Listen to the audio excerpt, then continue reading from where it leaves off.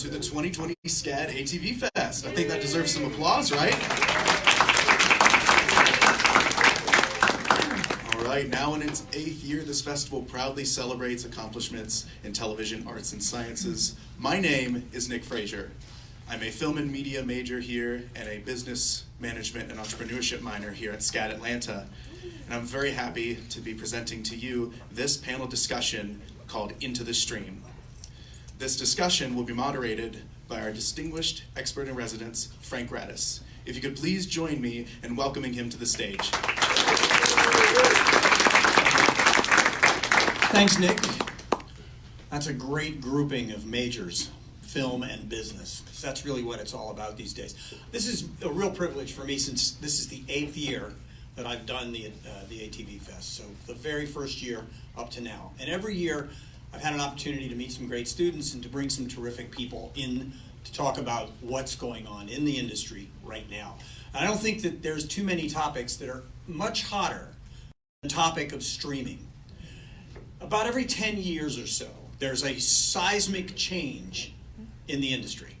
So whether it's from television, broadcast television to cable, whether it was color from black and white, whether it was radio to television, each of these things occurred and changed the way that we consume content. And now we're in the midst of another one of these giant seismic changes, and that is streaming. Basically, we're watching our stuff on the internet, right? It's either on our phones or on our laptops, or in many cases now on a smart TV, which is just a TV set that's hooked up to the internet, which is how I consume content. Just moved into a new apartment in New York, decided that I wasn't going to get the cable, put a 55-inch HD 4K gigantic beautiful television set in the living room, connected every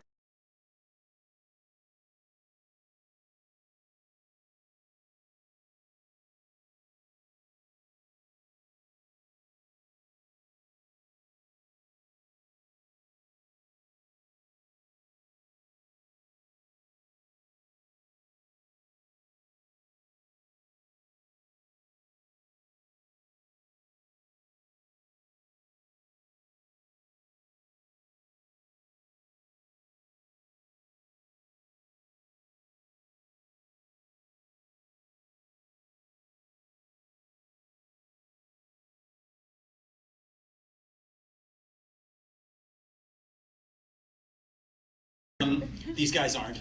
So first up, I want to introduce Howard Homonoff, who is the Senior Advisor at Accenture Communications for Media and Technology and a writer for Forbes.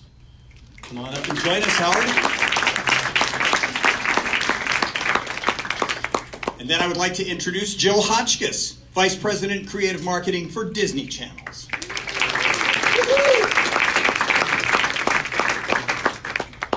Next, I would like to introduce Sean Gupta, who is the Senior Vice President of Strategy and Business Operations for BET, a Viacom channel.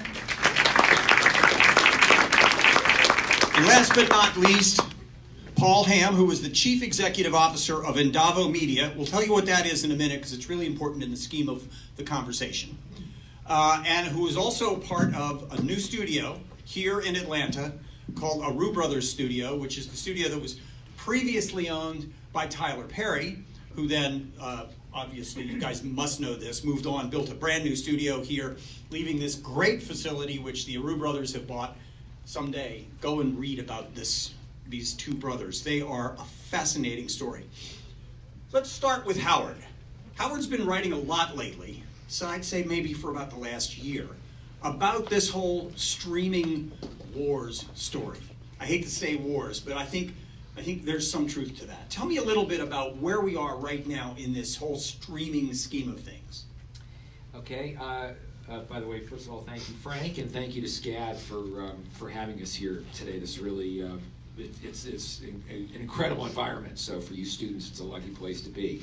And I'm going to apologize for my voice. I'm a little winter. You've been singing. Winter scratchiness. Yeah, so it's like, you know, my gig, you know, with Billy Joel at the Garden is really causing problems. But what I thought I would do is just take a couple of minutes and talk about and sort of break it into two broad categories, which is what we're streaming is still pretty new in the scheme, not to mention stream of things, and but there are some things we know already about the streaming business, and then there's a lot more stuff that we don't know. And so I just want to think about those two ways to think about it. First, in terms of what we know, streaming is a part of the institutional infrastructure of the entire, is if not a foundation of the entire institutional infrastructure in the, call it video business, you can call it TV, premium video, etc. I don't know how many in this room even remember terms like EST. Anybody remember electronic sell-through? Yeah, that was going to be the future of the way you got your digital content. Not too much of that anymore. How about video microtransactions? Anybody big video microtransactions fan? Yeah, I mean, so the reality is that that being able to stream whatever you want, whenever you want, and acquiring it in a bundle, for lack of a better term, of a big group of content, is here to stay, and is clearly every major and independent company that is in the business has to have its streaming strategy as the center of of whatever it intends to do in the business.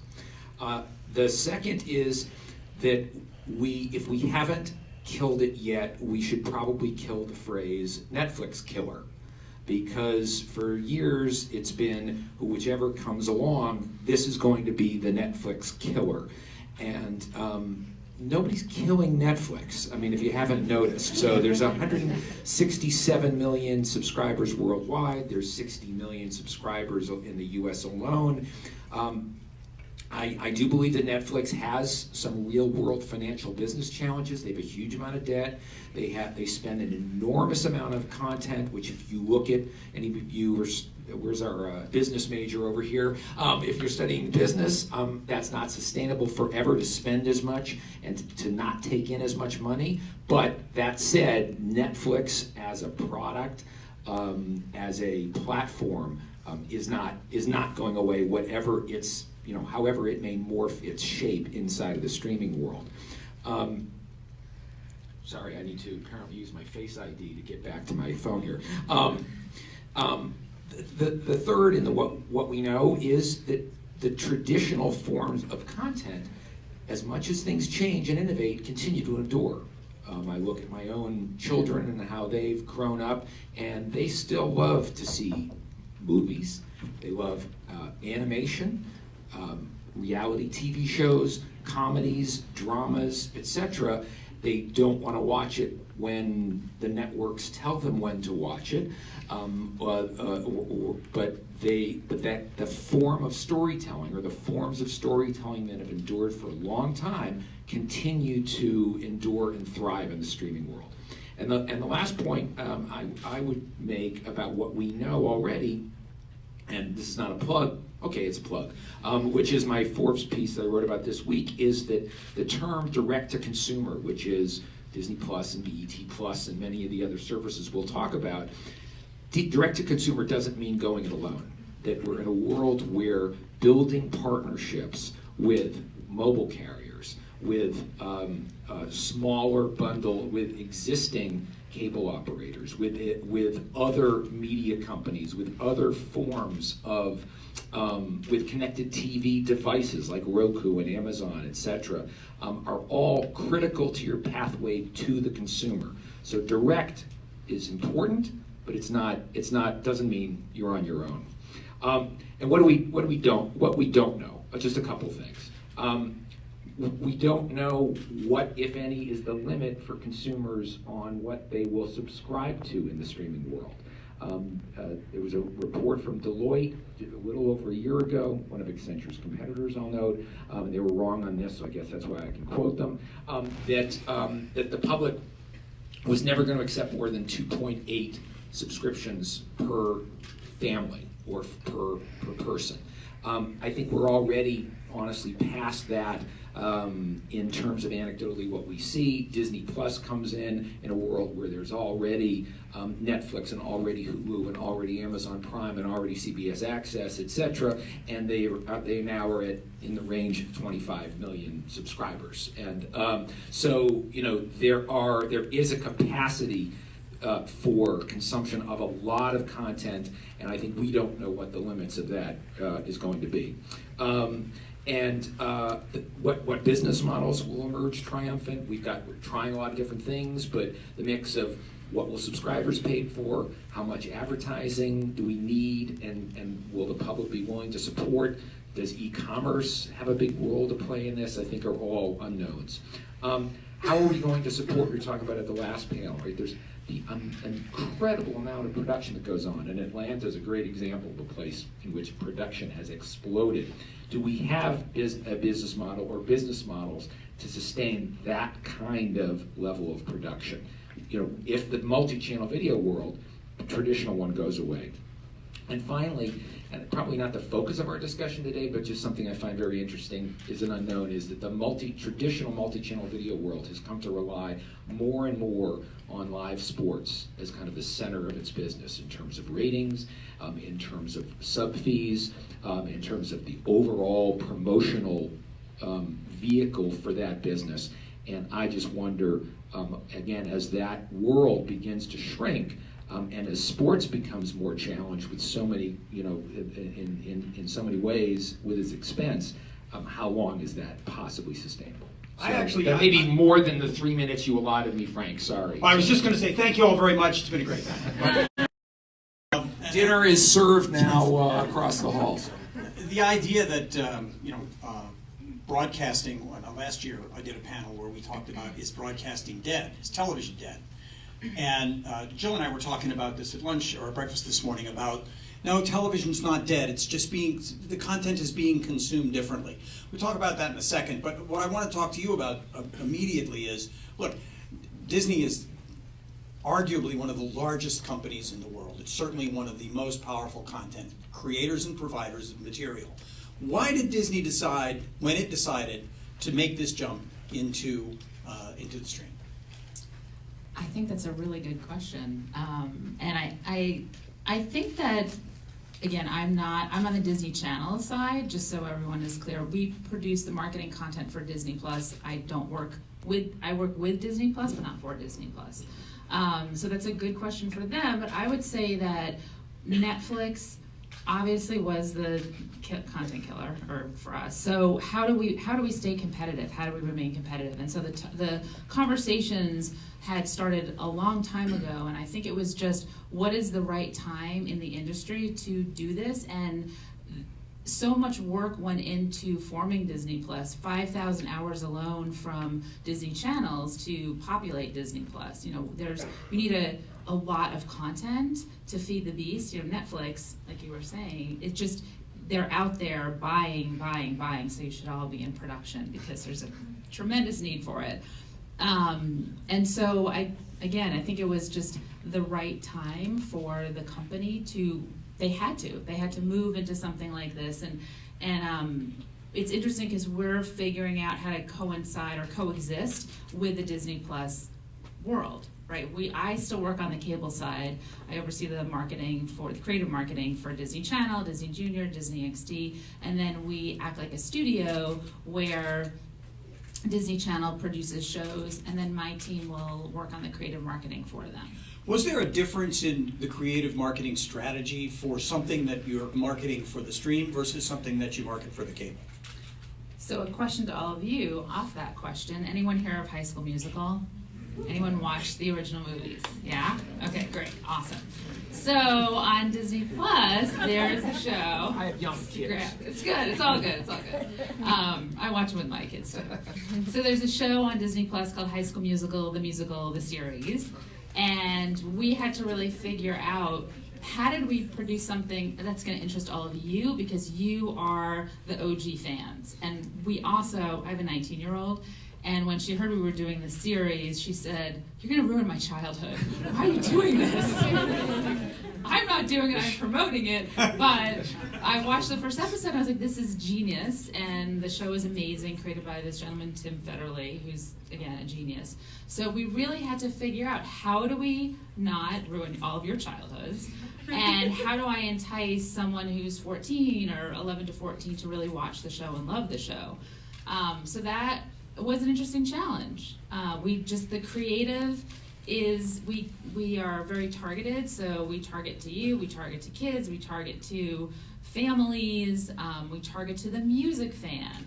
We target to the person who might not like musicals, although if something's called High School Musical, the musical, the series, you probably like music or musicals.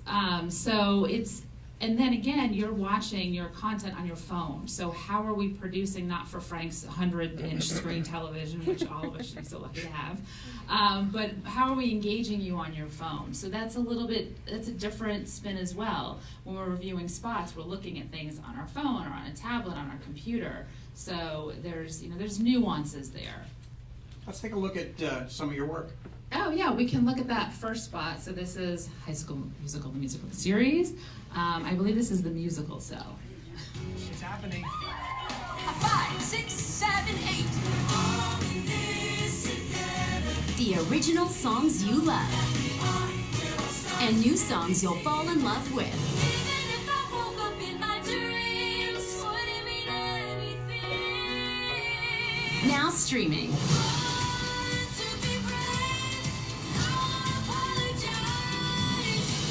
High School Musical, the musical, the series on Disney Plus.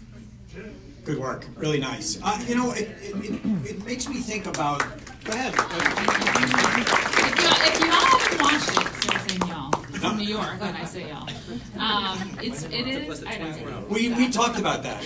No. Frank, you want to tell us what you thought? No, I'm not going to say. Okay. So it's very it's a really fun series, and that spot is to get all of you feeling comfortable that you like, the music that you liked, and then again the newer pieces. So where would that spot run? That spot would run across Disney inventory, or we couldn't actually air it on our own air, unfortunately, because I work on the kids side. The kids restrictions are very, very, very specific, and you cannot sell to kids. I mean, we have to be, again, very, very careful. So you can't promote a show to kids because you're selling it to them? Because Disney Plus is a paid platform. $6.99 a month if anybody wants to. and when is that? $6.99 a month starting? Well, it launched on November 12th. We had a chip put in our head. November 12th, $6.99 a month. We know. Yeah. We all know. It makes me think about the audiences that are watching the streams. I'm going to make a ridiculous statement now. Probably younger. And because of the amount of time that you spend engaging with a program on the stream, probably shorter, I contend that you might have a tendency to not remember what it was you were watching because you're binging it. Is this a bingeable show? This is not a bingeable show, which is a really good point. That the strategy that Disney Plus had, which I think was genius, was Mandalorian. Any Mandalorian fans? Heart Baby Yoda. Mandalorian and High School Musical. I do. That's legit from my perspective. So those are weekly releases, and which is very unlike Netflix. And because of the weekly release, we started to develop content that would keep you for the week. So behind the scenes, which again isn't really traditional streaming, where you do behind the scenes and interstitials, and there's all this music. We did acoustic versions of all the songs. We did character-based cells, and so there was, oh my gosh, maybe 60 pieces of content before launch that we created for High School Musical. So and where did that stuff air? YouTube social. Or Instagram, IGTV, TikTok. IGTV stories. We're not allowed to be on TikTok, 18 plus platform. Okay. Which again is not really because every kid watches TikTok. Which is also, you have to look at that as a competitor. It's free, but from a kid's perspective, I look at TikTok as a direct competitor. When is the TikTok streaming service coming out? Hopefully never. I guess it's already there. Let's take a look at the behind the scenes. Junior year, baby. On Auditions are tomorrow after school for High School Musical, the musical. I want to audition for Gabriella. You've got this. I'm auditioning for this thing. She has to see me in a whole new light. What are you doing here? I have a new boyfriend. You're only doing this so we'd be in each other's grills. I believe in these kids. Everything that they get made fun of for outside that room is what makes them shine inside it. Let's do this. Sorry, we actually removed the behind the scenes. Yeah, I noticed that, but I'm still, that sorry. was great. Yeah, I was going, wait a minute, that's not behind the scenes. It was a little long. That's the interesting thing to me was I don't think I've seen a promo that says Bloom streaming now. I don't think I've seen that yet, and that's what struck me when I said, "Where's this thing airing?" Because it's you know, that was the big message here. It's High School Musical, the musical, now streaming. That was the message. So, right, at the end of both the spots, Yeah. streaming now. Yeah. So there was content. We wanted to get people comfortable with content, and then it was hit them with the streaming message really hard after launch, because you don't want to send someone there before they can do something. The action is, you know, that's linear, and that's how we promote things linearly, where it's coming February 14th, you know, or whatever, February 14th, because Zombies 2, which is a Disney Channel movie, launched on February 14th. When? February 14th. Oh, okay. Anybody watch Valentine's Day, you're doing Yes. Zombies too. Yes. Oh, Because it's a love story, Yeah, so okay, it makes perfect sense. So, thank you, Jill. That was great. Let's move on to Sean. So, Sean is a strategist, a business strategist in the media at Viacom, and works at BET and launched BET Plus. So, we go from the big story, which Howard laid out, to down the funnel a little bit to a giant company like Disney, which is in the stream, to BET Plus, which started out on its own as a niche, but now you've even sort of micro-niched it. What was the philosophy and the strategy behind creating BET Plus? Yeah, absolutely. Thank you. So just for context, BET is owned by Viacom CBS. So we have Disney here. We all Viacom's right here. And so Viacom CBS, we own CBS, Showtime, Comedy Central, Nickelodeon, MTV, VH1, and I am the Chief Strategy Officer or the SVP of Strategy for BET Networks. So thank you for having us today. I actually didn't know a lot about SCAD, but every time I told a colleague that I was coming here, they were like, oh wow, you're going down to SCAD. The students there are amazing. The students there are so smart. The students there have the best jobs. Okay, So it's a hand for thank yourselves. you. Yes, Come on, people. yes, absolutely. Clap. That's good. You guys are really well respected across our industry. So thank you for having us. And so BET Plus started on a white piece of paper about 26 months ago. We actually built the business model, we built the strategy out, and what we did is we grounded everything in primary research. So we actually went out and conducted huge surveys and interviewed thousands and thousands and tens of thousands of African American families to understand what their streaming habits were, right? So how much do you consume, where do you consume it? But most importantly, what we realized is the needs of an African American household were not being met by the streaming services that were out in the market. So of course these families have Netflix and Hulu and Amazon. However, what we realized is that African American families were looking for African American content that was specialized in targeting their, full household of family members. So literally it started off with that strategy in research. We built business models. We got Viacom corporate on board. Our CEO was very supportive of the idea. And what we really did is we partnered with someone here locally. We had partnered with Tyler Perry, and he is actually an owner, an investor, and a content creator for BET Plus. So he owns a certain percentage of BET Plus. So BET Plus is a separate joint venture that Viacom owns and Tyler Perry owns. So tomorrow morning, actually, at this conference, there's people from Tyler Perry's team coming to talk about Ruthless, which is his first show that will premiere on BET Plus March 27th, I think. I should know the dates, but as well as you do. But BET Plus really is not meant to be a general entertainment product. BET Plus is meant to be a niche product targeting African American families in the United States. And instead of me going on and on about it, we'll have Tyler tell you a little bit more about BET Plus. You are now entering the stream. Tyler Perry here, introducing BET Plus, our new subscription on-demand streaming service. Coming to you this fall. All the content you love. It's movies and shows you won't see anywhere else. And me, Tyler Perry. My library, my stage plays, my movies, and that includes much of the damn DEA, my dear. Discover BET Plus exclusive originals from Tracy Oliver, Will Packer, and me. Made only for BET Plus. That's the only place you're gonna find it, baby. That's over 1,000 hours of content, commercial free, at your fingertips. Listen, all the black people stuff right here. BET Plus, stream black culture. You know, I'm curious, what is the decision process that you go through to determine that you're either going to be an AVOD or an SVOD? Great question. So, given the heavy linear load on cable networks today, and our company Viacom, I think, is most notoriously known for having huge commercial breaks on our networks, we decided to stay away from the AVOD business model for now and focused only on SVOD. So subscription only, no commercials, one set price. But yes, we went back and forth for months on AVOD or SVOD, and if it's SVOD, are there different tiers of pricing, and is there AVOD tier? But in the end, we decided to go completely streaming, given kind of our reputation with large advertising pods on our network. I saw that 1,000 hours of content is original content? No, so it was 1,000 hours in total. So that ad is from August, right before we launched. So when it says coming this fall, that was from September.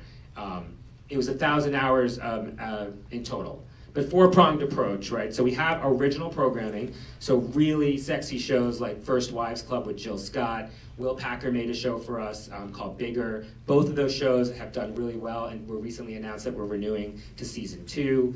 And then Tyler Perry is coming out with his first original, which is called Ruthless. And what we've done, or what he's done, he has a show in linear prime time with us called The Oval. It's about the White House.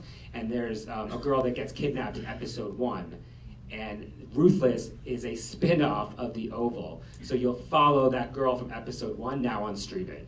And so this is unlike anything he's ever done. It's darker, you know, it's rated R, TVMA. It's not his usual, really soapy, glitzy type of stuff. That's a really interesting way of doing it, where the one show leads to the other show. Are they going to be binged, or are they going to be weekly? How is that going to come out? So we've tried both strategies. First Wives Club, it launched when we launched the service in September, and all episodes were available that day. Bigger, we launched, I think it was 3 episodes on the first day, and then it was weekly. Ruthless will also, I think, drop 2 or 3 episodes at launch, and then it will also go weekly. What kind of feedback are you getting about the network from the viewers? Oh, absolutely. People, there's over 1 million hours of content being streamed a week. We have hundreds and hundreds of thousands of subscribers. I would give you the number if it was public, but it's not. The original programming is doing very well. The Tyler programming is killing it. We have Martin, which is an acquisition from Warner Brothers. That's doing really well for us. And we're getting great feedback on all the programming that we've been availing on the service. But we were through the feedback loop before we launched the service. We were getting tremendous feedback from consumers before we launched. So talking about content creation, you guys, you two, Jill and Sean, big companies, lots of money, making new shows, have already got a big library, lots of content that you can put on your network. There's a lot of people who can't do any of that. And that's when I come to Paul, who is the CEO of Endavo Media. Endavo is a platform for you people, or anybody, who wants to create a quality show. You go to a guy like Paul, and he will help you see your dream come true. Tell us a little bit about Endavo, and then we'll talk about Tyler Perry. Sure. So again, thank you all for being here, for having us to shed a little light on the streaming business. So we've been streaming for better than a decade. Just for background, we are a technology platform that enables content creators and storytellers to take advantage of this new streaming world, specifically in terms of being able to launch your own services, be part of other networks that are streaming. There's lots and lots of opportunity that just continue to build, and I think we're at, the last couple of years have been incredible in terms of the models, the streaming platforms. These companies have made acquisitions in that area that are really, really interesting, like Pluto TV, which Viacom bought last year, which was, we're seeing an uprise in that type of free ad-supported TV. But our whole sort of background was we started out in the streaming business as opposed to a lot of the companies in our industry that sort of started out in TV, traditional distribution, and sort of made their way into streaming as cord cutting and all the dynamics that have led to this streaming uprise have happened. We've been streaming first before it was OTT was even a thing. And have had some great successes doing that. We've served a wide array of creators and storytellers, including big companies, big service providers, all the way down to emerging creators who are looking to find their way in this new sort of world. And then we've recently partnered with through M&A with Ozzie Areu, as Frank mentioned earlier. Ozzie now owns, he and his brother own Areu Brothers Studios. And Ozzie, just for background, you should go and Google Ozzie Areu. And he was on the Today Show this week. So go Google that. It tells his story. It's an incredible story. But the short of it was that he was Tyler Perry's president for 10 years. And as some of you know, Tyler bought a big piece of an Army base working fiercely in Atlanta that shut down. And he owns now 330 acres there. Ozzie bought his previous property, 60 acres, full studio. And what we want to do is really build a next generation studio and media company.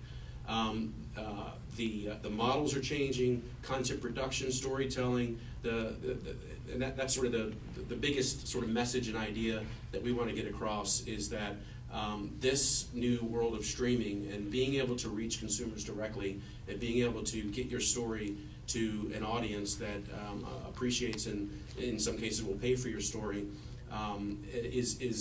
those barriers are coming down as a direct result of streaming. So we want to continue to facilitate that, and with the studio behind us, we think that storytelling is going to change.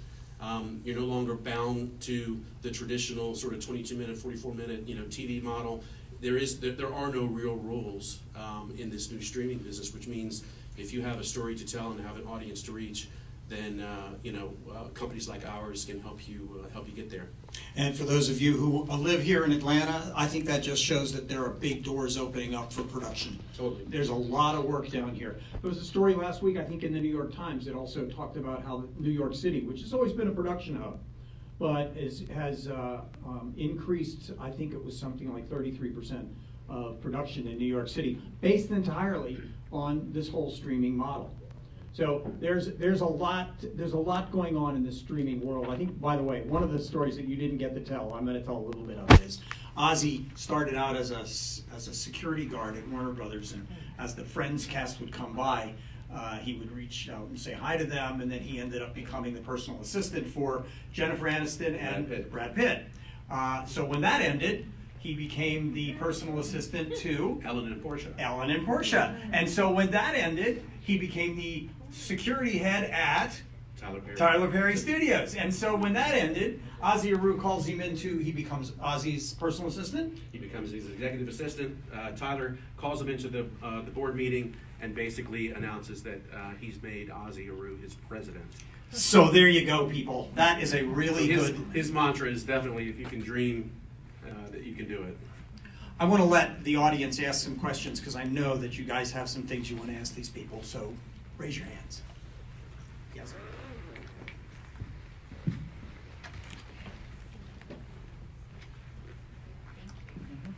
Hi, my name is Olivia Scott. I'm a senior performing arts major.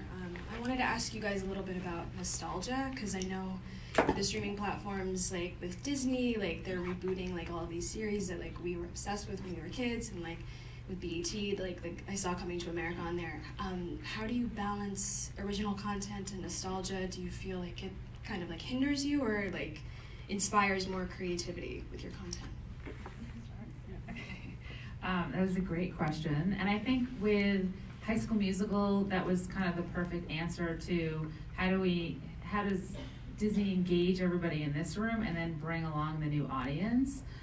Disney Channel has done a great, and I don't create the content, so I'm complimenting the people that work on the content side, a great job with things like Descendants. So you have these heritage properties that it's how do we bring that now to a different audience where they grew up with, Maleficent, etc. And now their kids are did this movie Descendants 1, 2, and 3.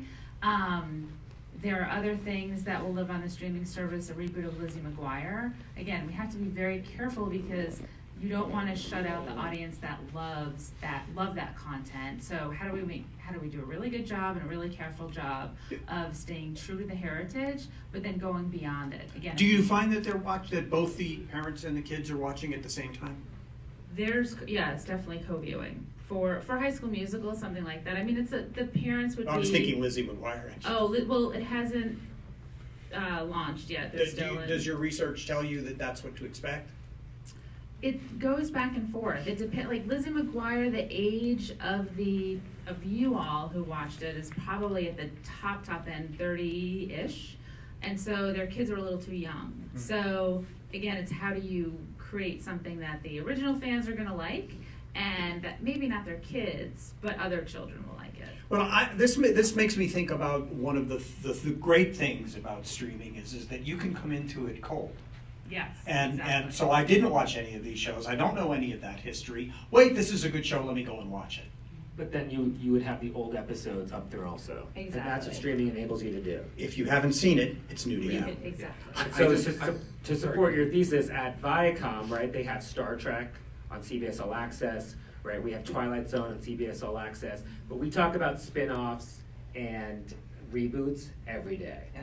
And so we're not trying to stifle all the new ideas that you have, but I think as we venture into these new businesses, it's a little safer to launch with a spin-off or with intellectual property that you've heard of, but then that enables us to then invest in your new projects. Does that make sense? It is. I know you have some genius idea that you're going to present to us one day. We want to invest in it and we want to buy it. Probably right after. Or star in it. Of course, or star in it, yes. And but right now, I think as we're trying to build all of our services, it's just so much easier to familiar IP.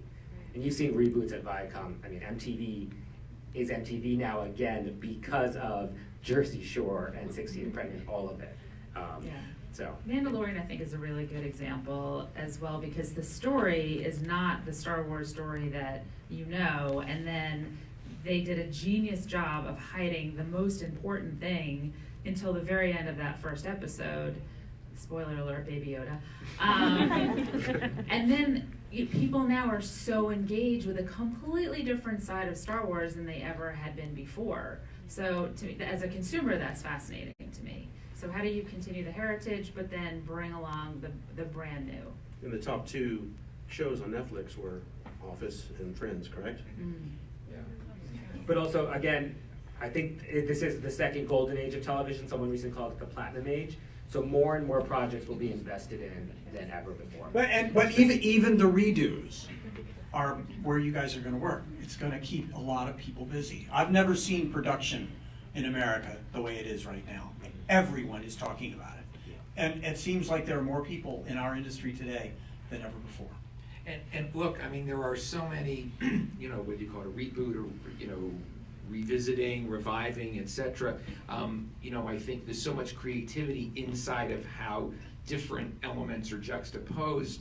I mean, I got in a real world example. A number of years ago, my wife and I, there's this theater in New York in the beaches, Jones Beach, and we went to take the girls to see the Beach Boys.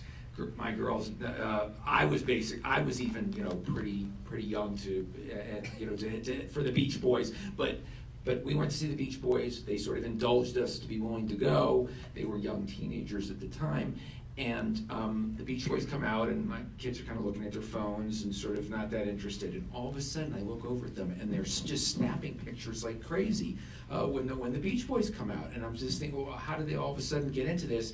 And I realized what's going on is the drummer with the Beach Boys, I don't know how many people know this now, is John Stamos. And my kids were way too young to have been around when Full House, I may have been, was a Full House consumer. They had no, link to it originally, but they came to know of it first, I think, Nick at Night, maybe, but then ultimately, streaming. And so the different kinds of nostalgia, and then came Fuller House, of course, on Netflix, combining, a little bit of John Stamos and the old cast with the new one, but really an interesting, sort of, if you think about it, nostalgia used to be just old people talking about a time when, we didn't have shoes and you had to walk 27 miles to get to school every day. It's so much more complex and so much creativity. I mean, you think about, we don't call them revivals, but, Shakespeare's been around for a pretty long time. People come up with pretty creative ways of working with those stories. Redoing the Shakespeare stories into modern day things. Any more questions? Yes. Hi, Peyton, dramatic writing student. You mentioned how initially the thought was that it was like 8 streaming services would be the maximum. We've moved past that, but it seems like there's going to have to be a limit at some point when the bow breaks. When do you think that is, and what results from that are we going to see? Are we going to see streaming services merging together, or like what happens, and when do you think it's going to happen? Can I give a prequel to that? Yes. So we haven't even seen enough yet, because Peacock is coming. And I don't know if you've seen it. So Peacock looks amazing, and then HBO Max and Quibi. So the bow is really... And I just want to point out in response to your question, that was one of my what we don't know yet. So I'll answer the question, but I don't know the answer. But I do think that, I think where this is going to go in sort of a marketing fashion will be, I'll call it bundles of bundles, which is if you already look at Disney Plus, which I argue maybe is the most well-known name in the world of streaming. Well, immediately, Disney Plus puts together a package of, if you get Disney Plus ESPN Plus and Hulu, you've got a price point which is $14.99. This is a marketing genius just right before you. It's only $14.99. Only. That's right. And if you get Hulu, right, and Hulu alone, I think it's $11.99 maybe. So again, they're sort of. So Hulu's one of those streamers that offers you the opportunity to go AVOD or SVOD. Right. But the package in that case is not the live Hulu. It's call it the VOD or SVOD Hulu. But I think what you're going to see is more and more creative arrangements to package bundles, because consumers want, as you see through the cable world, they love Disney. They don't only want to watch Disney. They love, a BET fan, my guess is probably also watching some live sports, some different kinds of music, different kinds of sitcoms, a whole slew of movies that are produced by studios other than Paramount. You sound like you're describing cable. Well, I am, but my point is that consumers, and I can't remember, maybe somebody said it on the previous panel, but consumers want great content.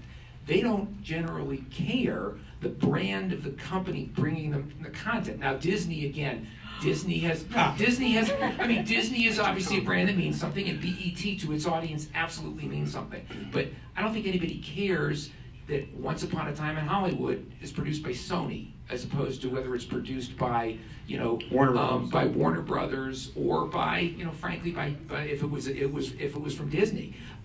So that'd be an interesting combination. Quentin Tarantino. But from a marketing perspective, you don't market the network that it's on as much. Maybe you do when it's NBC or it's Disney, because we certainly went back and forth a lot about this in the past. It's not about where it is; it's about the content. So.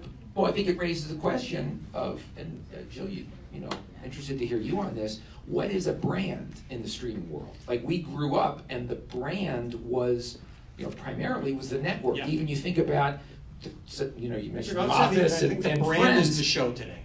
Right. I mean, but you know, we had even must-see TV and which iconic television shows. None of you which remember probably in this room. You know, but no, I mean, you know, those yes, and Shondaland on on a bunch of shows from Shonda Rhimes on one network. You know, but that is in a world of streaming harder and harder to create that. And it is, because we do have to market to the brand because we're still a cable network. So I have a question for all of you, and this is a little bit on the brand side. Has anyone heard of a Wand ID on Disney Channel? No, where they take the thing, they go dun dun dun dun. Yes. That you just proved my point. I gotta get that and show it to my boss. Exactly. Where's your phone? Really, I was up there. So that piece of branding is so iconic to the feeling you get when you watch Disney Channel. It's all about wish fulfillment, where Amber Alert. Wow. Okay. Well, that's so that piece of content, that feeling you get, that wish fulfillment, is something that's really important to me and to the people who market everything on Disney Channel. We still want you all to feel that when you hear the dun, dun, dun. So we continue to do it. And my argument is that again, that's one of our strongest branding pieces on Disney Channel. Who's ever heard bong bong bong? Yeah. Okay, there you go. Paul, last word. So I was just going to say that my microphone's not on. There you go. So back to your question, I feel like that the industry could be the challenge for the industry, that we're going to really have to innovate in terms of what these business models look like, because eventually, you're right, there's only so many subscriptions that that consumers going to pay for. The alternative, or the natural alternative, is advertising. I think most of you probably have grown up doing everything you can to avoid watching ads, right? You may be torrenting content, you may be, whatever it is, right? And that's it's the reality, and I think that's a big challenge for the industry as you all become the target consumer. That we're going to have to find new ways to to monetize. And the good news about streaming is that streaming sets itself up for innovation. Whether it's content distribution, whether it's consumption, but just as importantly, the business models. So I think all of this is going to have to be figured out by the industry, one way or the other. This is definitely a topic that you're going to hear a lot about over the next few years and until the next thing happens. I want to thank our panel. Please give a big round of applause to Paul, Jill, and Howard. Thank you all very much.